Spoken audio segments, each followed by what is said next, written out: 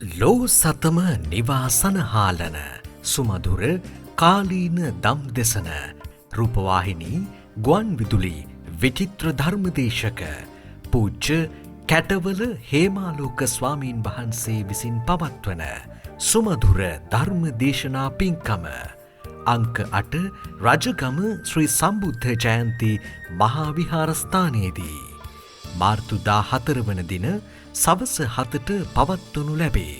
හොඳයි දැන් බලන්න ඔය කැමරා 20ක් 30ක් තියාගෙන මනමාලී අත උස්සපම් පාත් කරපන් නටාපම් මල්ලේ උඩ දාපම් පල්ලේ හැට ගනින් කින්තුරු කොච්චර ගන්නවද?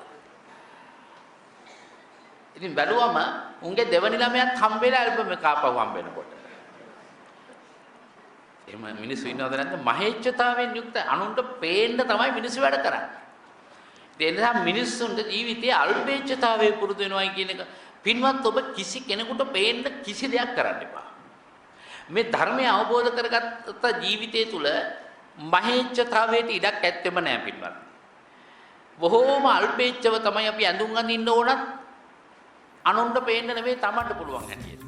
ගලහිටියාගොඩ අනුරුද්ධ ස්වාමීන් වහන්සේ අනුශාසනා පරිදි උහන විජය පූජා භාණ්ඩ අධිපති චමින්ද මහතාගේ ප්‍රධාන දායකත්වයෙන් හා රජගම සියලු ගම්වාසීන්ගේ දායකත්වයෙන් මෙම උතුම් පින්කම පවත්වනු ලැබේ.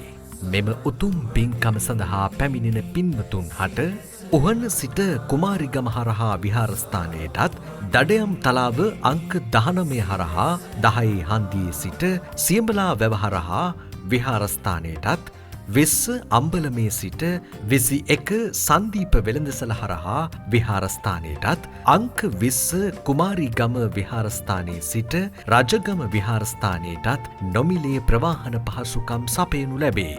පින්වත් ඔබත් සුදුවතින් සැරසී මේ උතුම් පින්කම සඳහා සහ සම්බන්ධ වන ලෙසට මෙත් සිතින් ආරාධනා කර සිටිමු.